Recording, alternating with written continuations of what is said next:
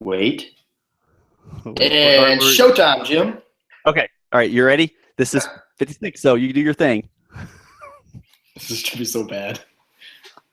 I don't remember what the hell to say. All right, let's see here. All right. All right, hold on. You ready? Am I supposed to say something first? I don't even remember the order. No. Performance on Demand podcast, number 56. And do your thing. You ready? All right, hold on. Go.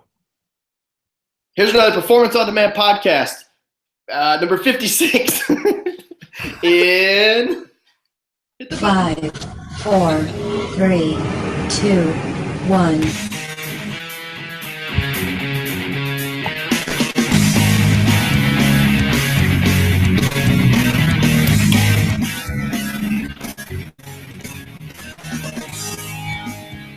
Welcome to Performance on Demand podcast with Craig and Jeremy, where you will learn all things endurance sports from training and nutrition to mental strength. Everything you need and want to know in one place.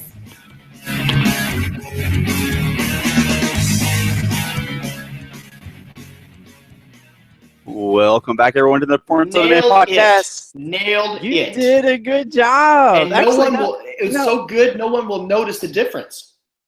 I actually like that. And I actually like what you did a little bit more, or maybe even a lot more than what I do. I think that was more energetic. That was more exciting. We can let the there was nerves. Let the 6.5. Yeah, I don't have Princess, so it's actually just 6 viewer or listeners make a decision as to which one they like. Maybe we'll just switch it up and let you do that from now on. That was pretty good to me.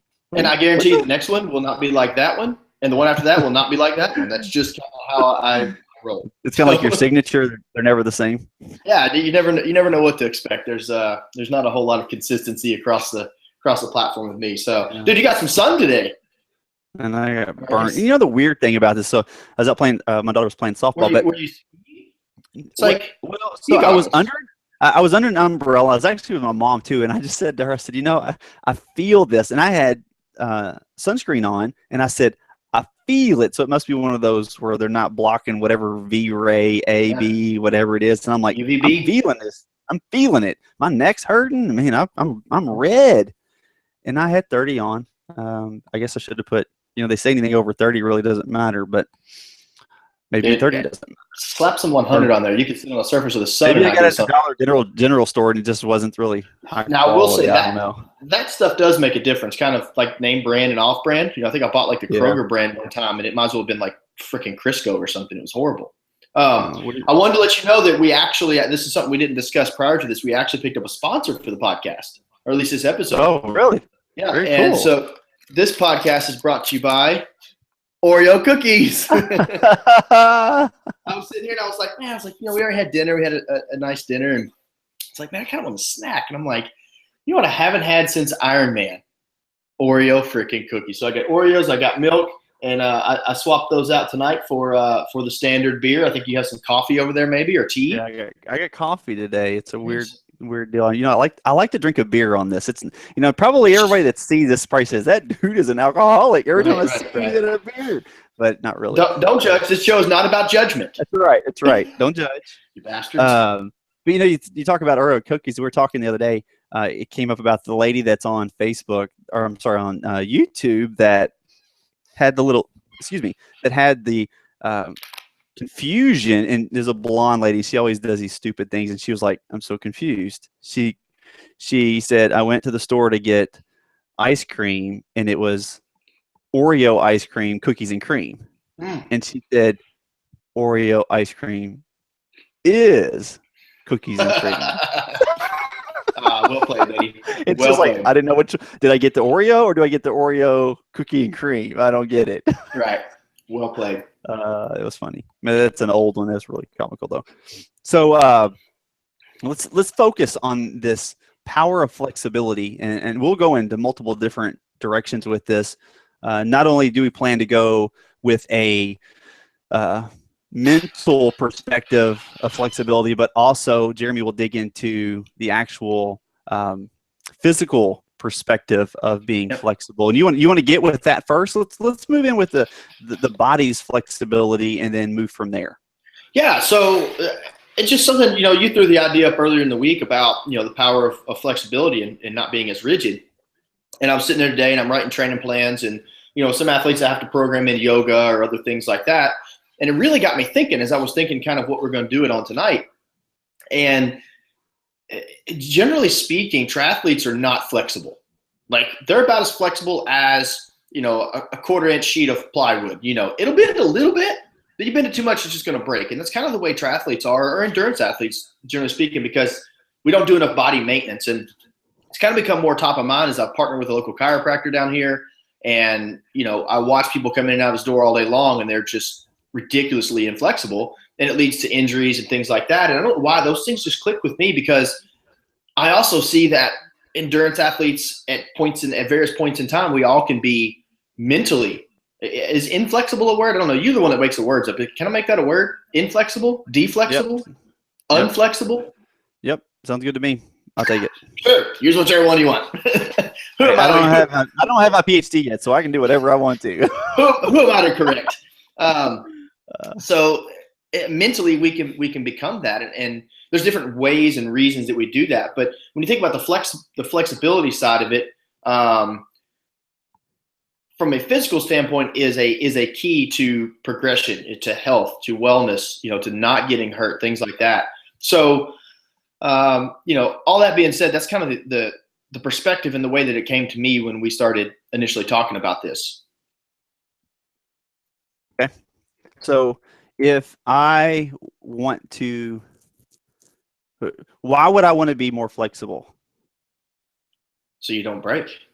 Break what? Physically would be break my heart. You're gonna break my Jeremy. You're gonna break my heart. Dude, I swear right now, this is where if you were a legit DJ, you would bring up Billy Ray Cyrus, "Don't Break My Heart," my achy breaky heart. I just don't think it would have. Yeah, I didn't even know it. You remember. Good for you. You must have been listening to that lately.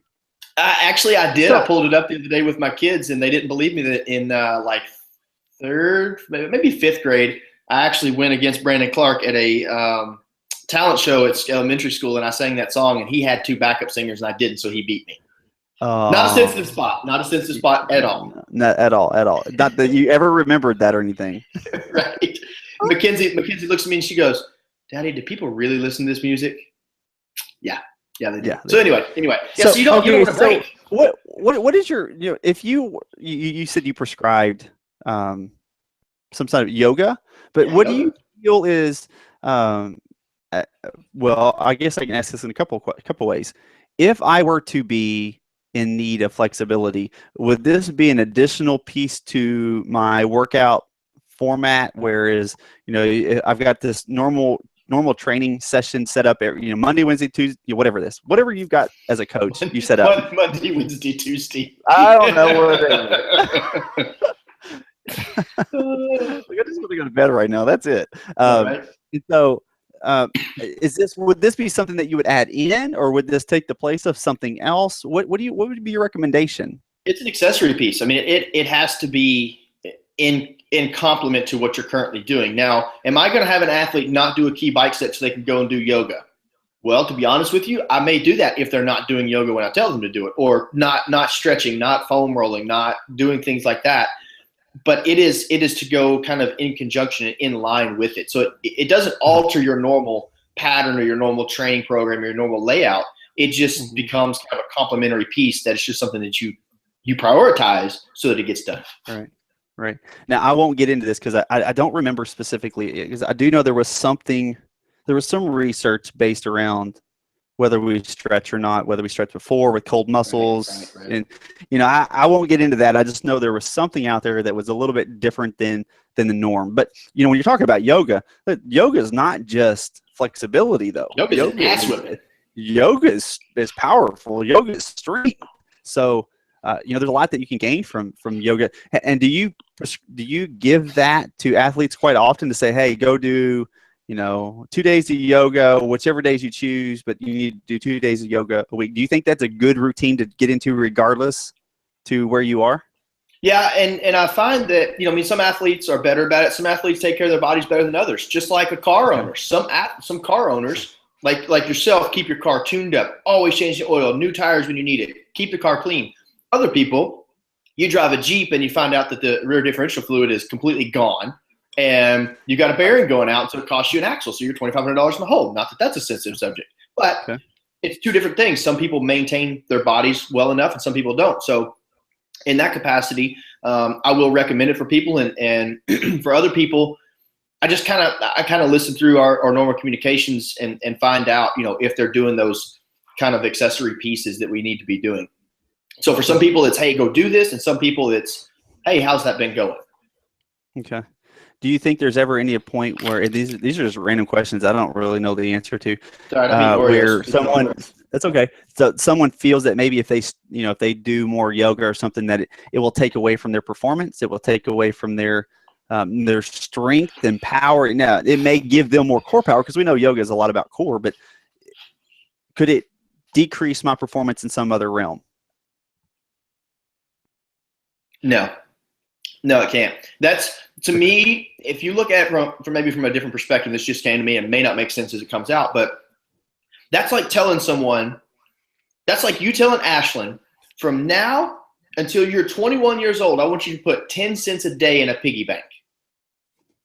Now, to me, that's what yoga, that's what stretching, that's what good warm-ups and good cool-downs are like.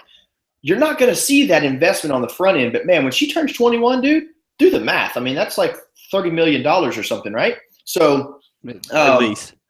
At least. And then you're taking like 97% because you recommended it, and she comes away with like $12. There is a percentage. I mean, I'm going to get my cut off the top. Absolutely. And so, but to me, it's like that. And so doing it now is not going to decrease your performance. However, it will make you feel better. And just like anything else that you're getting into, whether it's yoga or whether it's, maybe you're stretching more, maybe you're being more proactive with your dynamic warm-ups or whatever, you'll see that benefit as you go on and on and on. Sometimes, like we've discussed before, you don't notice it right away because it could be, holy crap, I haven't been injured for 2 years, right? But you don't notice it and you don't directly attribute it to that practice of whatever it is. But it's there. Even myself, as I was training for Ironman Texas, I thought, dude, I haven't been like injured in 4 year. And I don't appreciate those small accessory pieces that I do, but they make a difference. Right. Good. We don't want you to get injured either. So what about? Yeah, because I'm still eating like I'm doing an Ironman, so I can't afford to get injured. I got to exercise. Yeah, you're going to blow it up like a 3-day-old roadkill over there.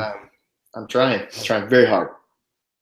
So what else do you think about, what is it that the athlete needs to know outside of what we said regarding being flexible or inflexible? You had to catch me when I'm chewing an Oreo. You always talk with your mouth open. It doesn't matter. You bastard. So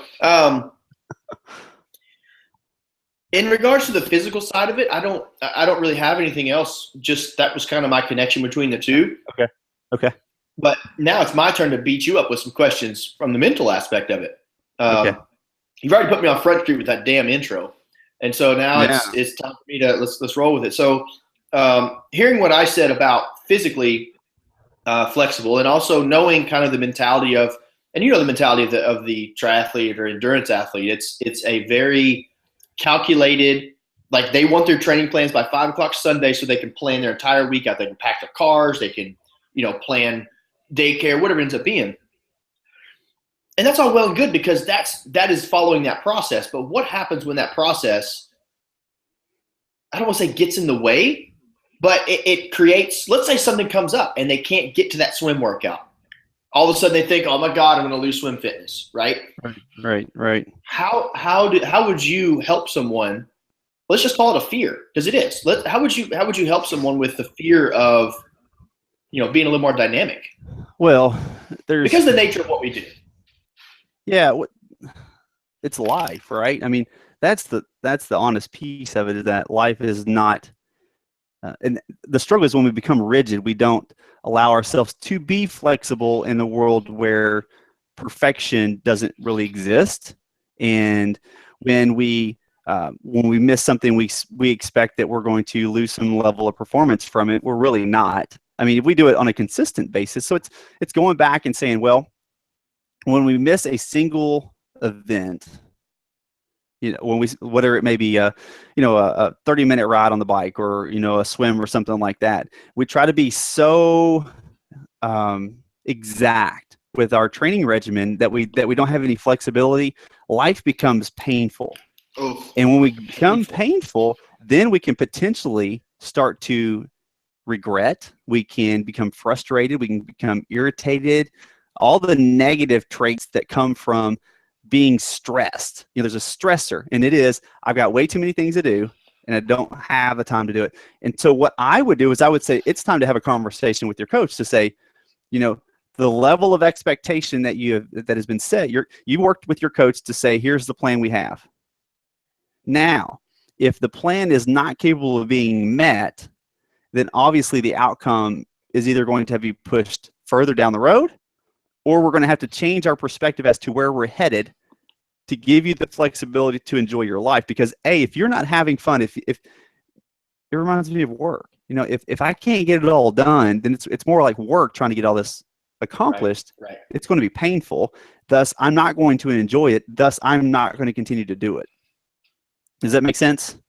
Absolutely. And so I think it's funny because Kendall and I just got back from a wedding of two very good friends of ours, Molly and Brian Apgar, and so many people that got up and spoke at the reception said something about them. They're both long course triathletes, so half Ironman, full Ironman. She did like an 8-mile endurance swim in Salt Lake or some. I mean, just Wow. insane. But everybody said the same thing. They're so driven. They're so dedicated. They're so focused.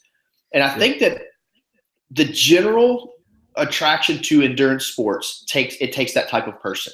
Now, that being said, when you have that, we'll call it a glitch in your mental game or your mental armor. When you have that and you are so rigid and calculated, I think that drive, kind of like you were saying, feels like work. That drive kind of turns back around on you and becomes a weapon that's then fired at yourself, because then you're beating yourself up because you missed this workout, because you didn't do this set.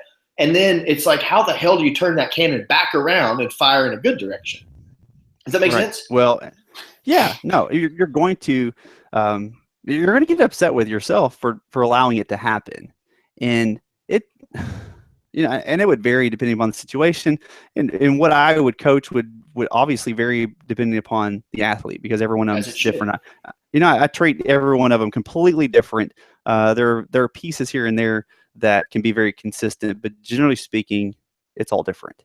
And as a mental coach, it requires sometimes firing even multiple rounds out and seeing which ones stick, which one hits that aha moment. You're like, oh, I get it. That makes all kinds of sense now. But the first 2 or 3 that I shot out, because I am not perfect, obviously, the first couple I shot out really didn't resonate with them. They were blanks. Yeah. Well, yeah. Yeah. Jeremy. So when you talk about being, when things don't go right, it's understanding that if you are going to get upset at all, you're going to have a negative response. Thus, your performance is going to be negated. You're going to go backwards. Hang on. So stop. Would you say that again? Say it again. I can't. I don't even know. Can we rewind that? So if you have a negative response, you're going to go. It's going to make you. It's going to negate your performance. You're going to go backwards. So if you get upset, you're going to have a negative response. The negative response is going to cause your performance to be reversed of sorts. You're going to become irrational, potentially. Yep. You're going to potentially awfulize the situation. You go, oh my God, I missed this swim. Awfulize. Yeah. You're going to miss this swim. If I miss this swim, that means hell. I mean, I'm just 6 weeks away, and I can't miss a swim. I can't. Well, that's being rigid. And one, not only is it being rigid, that's also saying that word that we don't like, which is can't. Yes. And then what I would do is say, have you ever talked to your coach about missing a single event, a single session of some level? And what do they tell you to do? Have you ever asked, hey, if I ever have to miss, you want to talk about going from rigid to flexible? Say, there are situations in my life where I can't make this perfect world of this plan match. I can't do this because life, whatever. That's what you said. Yeah. So you go to your coach and you say, hey, if for some reason I missed one of these, what would be the outcome? And then I would look at you and go, what would be the outcome, Jeremy, if I accidentally missed the swim 7 weeks out? All right. What would you say? What would you say? I'm telling you to stop being a lazy piece of crap. Hey, now I will tell you the other thing is that if you are, as you said earlier, if you are one of those people, and this is part of being rigid, it's a different spin though, I think. Rigid can also be that I must always do my workout after work. Right. There's 24 hours in a day. It doesn't mean that you can't do your run at lunch. It doesn't mean that you can't get up at 5 a.m. and do your swim before work or whatever it is that's prescribed to you for the day instead of doing it after work. But we get in these habits. Right, and I always have to do my workouts in the afternoon, and I don't do my workouts well in the morning. I'm lazy, I'm slow, I'm whatever. Well, you're certain to achieve that because that's what you're telling yourself. Right. So instead of saying it has to always be in the day, and this is something that I've worked with many athletes on, and I say, if you're telling me that you don't have the time to get this workout done, and it's imperative that you get it done at 6 o'clock in the evening, what time can you get it done? Right. What is the other option? How can we be flexible in your 24 hours of this day to get this accomplished? And a lot of times you go, well, I could probably get up a little early. Yeah. Okay. Okay. There's an opportunity. So let's take this barrier and turn it around and make an opportunity or challenge at them. Say, okay, I challenge you at 6 o'clock in the morning, get up and bike. Get it out of the way, get it done with, and you will feel amazing when it's 4:30 and you're like, what? I just got off work and I don't have to do anything? I'm done for the day? Right. The day is yours. The afternoon's yours. Get it done early, move on. And that's part of being rigid too, is it's whether it's time or style or format, rigidity in coaching. So maybe you switch from one coach to another, and one coach has you run 100 miles, has you biking 100 miles, and now you've developed this feeling that I can't be prepared for any Ironman event or any full marathon if I'm not doing 100 milers. Right. And then we go over to Jeremy, and Jeremy's like, you don't do 100 milers. It's not necessary. Right. Especially at your level, it's not necessary. But I have to. It's this. It's ingrained. Identity. Yeah, it's this identity almost that says, look, if I'm not doing that type of work like I've done before, I'll never be prepared. And so there's some rigidity. Rigidity. That's actually a word. I'll give you credit on that one. But I was going to go back and comment when you asked me that question a minute ago, and I answered it in a very smart-ass tone. I want everybody to note that. I would not tell them. I would tell them to man up. I wouldn't tell them to. Anyway, no. It's funny because I have athletes that they will miss something, especially when I first start working with them. I don't know if it's the perception in their head of kind of how it should be to be coached, or maybe they had a coach before. But with me, it's almost surprising at times when people say, "Oh, coach, I missed my swim yesterday. Can I throw it in today? I think I've got some time later." And it's like, no, move on past it. Like, let it go. And it's almost like they go, wait, what? I don't have to do it? No, let it go.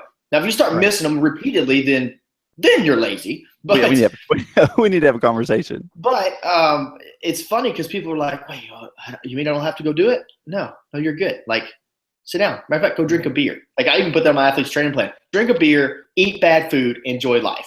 Because at the end of the day, it's just a hobby. But with that lack of flexibility at times, it makes it very hard to let your hair down, so to say. You think you always got to be doing X, Y, or Z in order to become a better athlete. And that's the thing that I think, I don't want to get back into a podcast we've already done before, which is about the coaching perspective. But, as there are responsibilities for a coach and there's responsibilities for an athlete, one of the big ones for an athlete is to say, I am hiring X coach, whoever, and I'm hiring them and I'm trusting them in my process and teaching me the process work that's necessary because this is where I want to go. And at that point, you're done. Quit. The debating of the outcomes are over. Your job is to put the work in every single day. You look at what you do today, what you have to do today, and you get it done. You don't worry about tomorrow. You don't worry about next month, next week, or what you're going to do this evening. Whatever the plan is for right now, get it done and allow the coach to do all the work. If you don't trust them, this is Then there's an issue. rigidity. Yeah, well, you're going to be rigid. If you're going to be rigid and not allow your coach to do what he's supposed to do, then why are you paying him? In fact, they're probably going to fire you at some point because they can't get you to move forward. And that is personal opinion. And you said all of that, and it's funny because I don't speak from an academically educated position. I speak from what I call it as experience educated. And I was that athlete years back when I first got into sport, and it was, oh my God, I can't miss a workout. Like all the things I talk about because I've been there. I've done that. I have walked down that path. And I think one of the best things that ever happened to me as an athlete was to become a coach. And the reason I say that is because as a coach, look at it this way. Under the Mind Right banner, so we've got, 4 coaches, and we've got just over 50 athletes total. Now, that being said, it takes a lot of flexibility to make, because I got to remember that, okay, Lisa's got daycare this day and drop kids off here, and Craig's got this day, and Kendall's got this, that. So as a coach, you have to be extremely dynamic and flexible. Sometimes I'll get a text in the middle of the day that says, hey, coach, my child has explosive diarrhea and I can't get my bike set in today, but I know it's a key one. Immediately, or within a reasonable amount of time, I have to go in, be flexible, put it where it's going to fit if it's that important, or move on. Right. So for me as an athlete, that's really helped me being a coach, because I understand and can appreciate the value of truly being flexible and what it means. But that being said, I notice more often than not that most people are very rigid when it comes to it, which is good because it's necessary in the sport to an extent. But it's when you're so rigid that you get in your own damn way, then something has to happen. Yeah, no, I agree. And if you believe that you must do everything exactly the way it's stated, Yes, it's not going to happen. And I would be willing to guess that even how much did you improve from event to event, full Ironman? Well, here's the debating point. I got to lose this little asterisk in there because the bike was a little bit shorter. That's But okay. however, I did a 1340 at Louisville 2 years ago, so 2014, and then this year I did after they corrected the time, it was like a 1040. So that was if it were full. No, corrected if they're full. It would have been it was 93 miles. So you're looking at another 20 miles, and I was averaging 22 miles an hour, so another 40 minutes. So like an 11:15, 11:20. So you saved you 2 hours, 2+. Massive difference. Did you hit everything perfectly on your training? Oh no, hell no. I even had I did a podcast solo the other day because Derek couldn't be there, and I actually showed all of my training misses leading up to it. Okay. So, which is a perfect thing to talk about with this, because you show that just because you missed an event, or maybe I call it an event. I say an event. What maybe a training session, let's just say. So Man, you missed a training session. Wow. And so, for people that think that they have to be perfect, odds are too, if they think they're going to be perfect, there's other things involved that. Correct. Deeper. Are probably going to spiral. Yeah, it's going to be that's a much deeper conversation, and not going to be one that will generally end well for them if they're not careful. If they're not careful. Look at you. I'm just kidding. Just kidding. Right. Exactly. But it's funny because I just real quick with that flexibility, I showed that in my demonstration the other day, is that even though I missed an entire week by being in Colorado skiing, it actually, because I've got a coach that worked with me, it actually worked in my benefit. So if an athlete, we planned that as a recovery week. And then I missed sets. I didn't do runs. I didn't do that. We planned it and we built around it. So you know what? Let's call it, okay, if I miss a set because I'm being lazy, let's call that a mistake. I'm okay with that. However, it's what that mistake causes, that whole ripple effect afterward. Because if you're rigid, it's going to cause a hellacious tidal wave off of it. It's going to screw up the rest of the week because either you're going to make it up or it's going to be in your head the next day when you need to go out and hammer that next workout. So absolutely, if you're very flexible, true story. If you're flexible, that wave that comes off of it is much, much smaller, and you say, screw it, we're moving forward. I missed one. Big deal. Yeah. No. There's that's very true. So because you don't allow yourself to give and take, the ebbs and flows. Right. So it not only is it for athletes, it's for coaches. Life. That's life. Well, it's for coaches as well. So coaches have to be flexible. They can't be rigid and have these these expectations in which cannot be met. Correct. You know, with life in general, and whether they are spoken or unspoken expectations. That's another little catch in there. Yeah, and we talked about that too in our expectation podcast. But you definitely have to find a way to minimize and reduce your desire to be so black and white. And that's, I guess we can talk about it as being a black and white. The life is, and don't even say the shades of gray. I don't want to hear the first thing people go is 50 shades of gray. I'm like, no. But life is shades of gray. Life is absolutely shades of gray. And if you are so rigid to be an on and off switch, it's a tough way to live this life. It's just tough because nothing works that way. There are no certainties. There's no exacts. In fact, especially from my background of science, is there isn't really fact. There's enough evidence that might say, hey, this is a very good probability, or there's enough consistency in validation that says, hey, we can reasonably assess this as being the situation or this being the issue. But fact doesn't really exist. I mean, there just isn't a fact. We say that word a lot, but we throw around a lot of words like focus and self-talk and don't really know what they mean either. So shout out and YOLO. Word. And other words like that get thrown around. Yeah.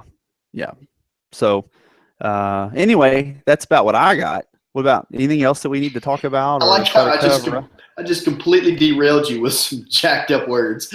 He goes, yeah, I don't know how I'm going to recover from that. Okay, we're good. I'm a park. No, it's funny because that one kind of flowed for me well because it's something that I've experienced, and obviously starting a business, you got to have flexibility because, like you said, it's just like building a house. How many times have you started like someone building a house that it actually went off, or that actually went to plan? Or how about taking a flight? How many times have you been delayed on a freaking flight? Right? Things like that. How many times have you tried to get somewhere by a certain time and traffic held you up? Again, flexibility in life in general, but in our sport. How many times have you been on the bike course at an Ironman, just for example, and there's a huge pack of people and you can't get around them? You're held up. Or, in anything like that, you get to this. Oh, how about this one? So you get there to do your swim at the YMCA, and they've got aqua aerobics going on, and they've got all the lanes taken up. Dude, you want to talk about pissing some triathletes off? Do not do aqua aerobics. And I bet swimming through that's probably like swimming through an Ironman. Oh, absolutely. And the thing is, people will get on Facebook and just blast people doing water aerobics. Just, I've got to get my swim in. And I'm like, so what makes you better than the lady that's just trying to stay alive? Like, So anyway, I won't get off on a tangent because that would go a bunch of different ways. The other thing too is it drives anxieties. When we get so rigid that now we start, if we miss something, we start seeing it future. We all philosophize by future planning and going, oh my God, this is going to happen. And then as you start to get anxious, you stop living in the now, you start living in the future. And obviously it never seems to pan out the way that you actually thought it would or anticipated it was, even when you are, you have that anxious mindset from the inflexibility. Right. You're going to try to assume what's going to happen. And 99.9% of the time, we're always wrong. Absolutely. 99.9% of the time, we're wrong in what we assume will be the outcome. And that's a fact. Yes, that is a fact. Shout the out. only one there is. Just the only fact that there is. Awesome. That one. Dude, I don't have much else for that topic, but I did think about something that we haven't done in a long time, and that's our 3 questions. We haven't done that since the first year. I know you can quickly pull something up while I mumble on about nothing. That's something that we haven't done, and people didn't listen to our Perform on Demand podcast, and that's okay. We lay eggs all the time, and that one was just stinkier than the other ones. But I realized after that, I'm like, why people aren't listening to things like that? It's because we don't do the questions anymore. They don't know who we are. They've lost their connection with who Craig and Jeremy are. I would make a great radio DJ because I am filling this dead time as you search for a question. Let's see. Oh, some of these are kind of silly. Oh, here we go. Ooh, this is weird. What do you owe yourself? I don't know. I tore up that tab. I was like, next question, please. Yeah, you know, what do I owe myself? I owe myself the opportunity to create change. The opportunity to, and one thing that I think, and maybe it's more what I owe my kids, but my parenting strategy is I take the things that I enjoy from my childhood and reinvent that for my kids. The things that I didn't enjoy, I remove that. And so for me, I just owe myself the opportunity to be willing to create, you know, change of some form, whether it's changing someone's life I'm talking to or something like that. I don't know if that's really owing myself anything, but yeah. You gotta top that one. I tried to really. Well, the first thing that came to mind, and I'll go with it, and I don't really know how I feel about it, but the first thing that I owe myself is chance. Take the chance. Yeah. You know, we get opportunities and we sit on them, or watch them walk away, or we'll start. You know, as they say, intuition says do it, and then you're like, wait a minute now, wait. Maybe I shouldn't do this. Let me think about it, right. And then you never do it. Ever, right. never do it.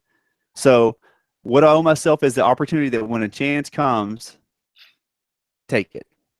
That is, you know, I don't think you understand or appreciate how timely that is based on a conversation I had today of a very big business opportunity that I'm exploring right now. And so that's very timely. And I think, can I redo mine? Because I think chance is what I do owe myself as well.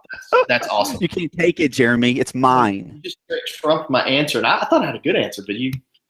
If I could throw a dodgeball at you right now, I would. I don't know why I said that, but it sounded good. Like, are you drinking coffee or vodka? I'm a little confused. Maybe there is a little Bailey's in it. I'm not saying.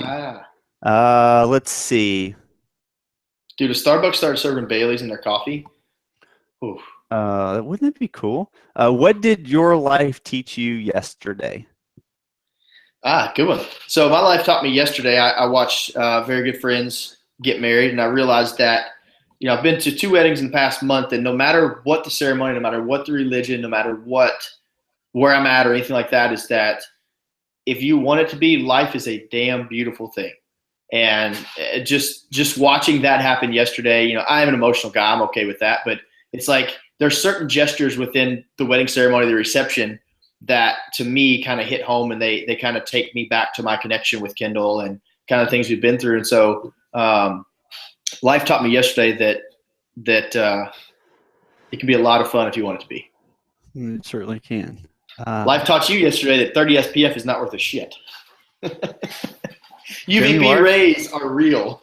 Why are you cussing at me?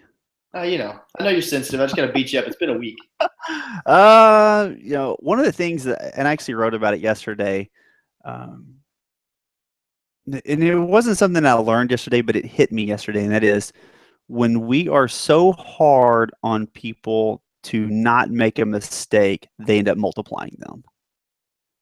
Yeah. So if I get on someone and I tell them they must be, you know, not that I say you must be perfect, but I get on them every time I make a mistake. I get on them.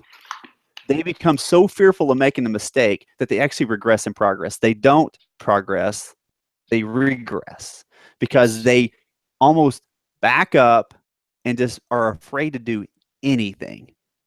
And one of the best things that we could ever teach someone is to make a mistake, is to not hit it, because you're going to learn more from it, you know. And I'm not even going to get into the failure deal, but the opportunities are always around us to improve.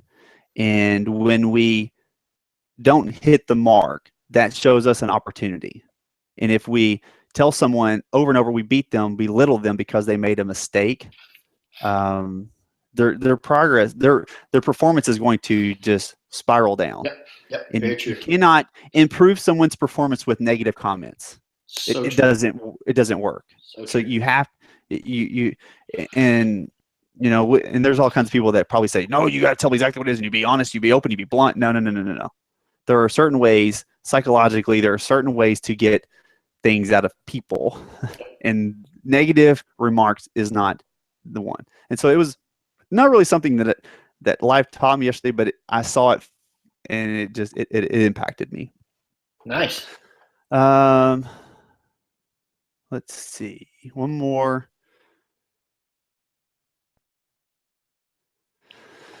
Two guys walk into a bar. Here. No, I'm not going to do that one today. What? Ooh, I don't even know how to answer this one, so this one would be tough. What is honor, and does it even matter anymore? What the hell kind of place are you getting these questions from? Like, I want to guess like the Little Mermaid's queen, the angry queen's name. Like, what the hell is this? Oh God. Here's one. All right. Standing at the gates of heaven, and God asks, "Why should I let you in?" What do you reply? Because I'm a cool kid. Because I'm a cool kid. Because I like Oreos. I brought cookies. Because I'm not drinking today. Right? I took a day off from drinking.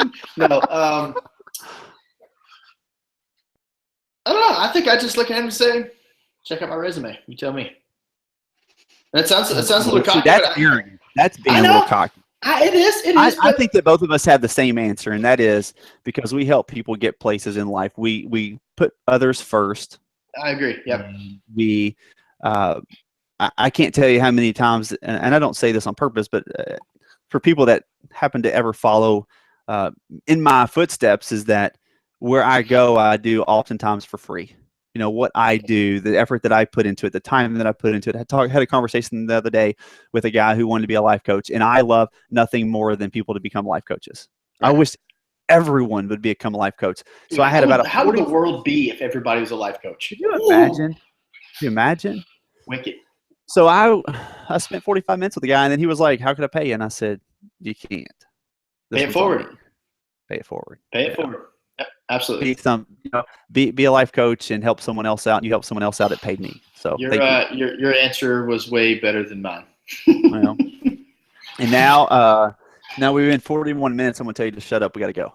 Well, I was gonna say, because now that was arrogant of me, but now you get to tell us what your web address is there, Craig. CraigWillard.com, by golly.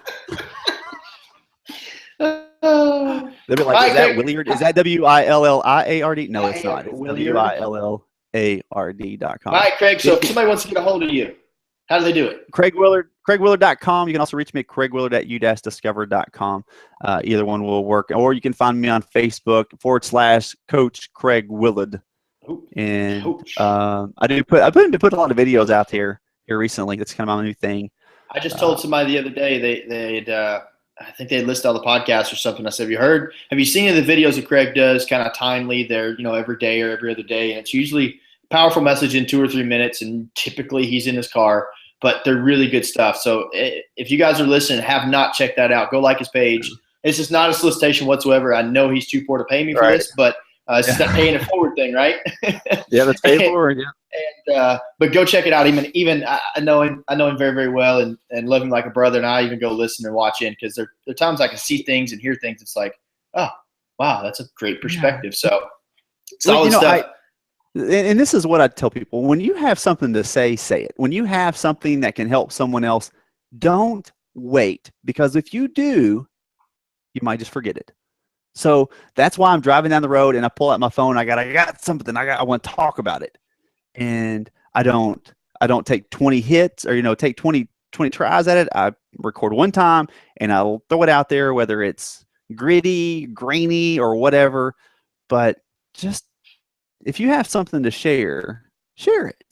Don't be afraid to share it. That's why I came to you. You might change somebody's life. You don't never know. You don't never know. You don't ever be knowing. You never be knowing. All right. So yeah, you can reach us at performanceondemand at gmail.com, right? Performance on Demand podcast at gmail.com. Neither one of us are doing very good today. It's awful. It's yes. Horrible. And performanceondemand.net, you can find our site. You can find us on YouTube. You can find us on iTunes. You can find us on Podcast Bay. You can find us on Podcast Addicts. You can find us all over the place.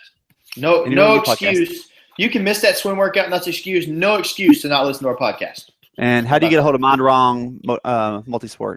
I mean, this guy here. How do you get a hold of Mind Right? What's up with that? ModerateMultisport@gmail.com. You can reach any of our coaches at their first name at ModerateMultisport.com, except for Nicole. I decided to throw her last name in there. And ModerateMultisport.com is the web address, and we're on the Book of Faces as well. And yeah, that's it. All right. Well, Shout out to sounds my good. peeps. Yep. Everyone, have a good evening, and we'll talk to you soon. Later.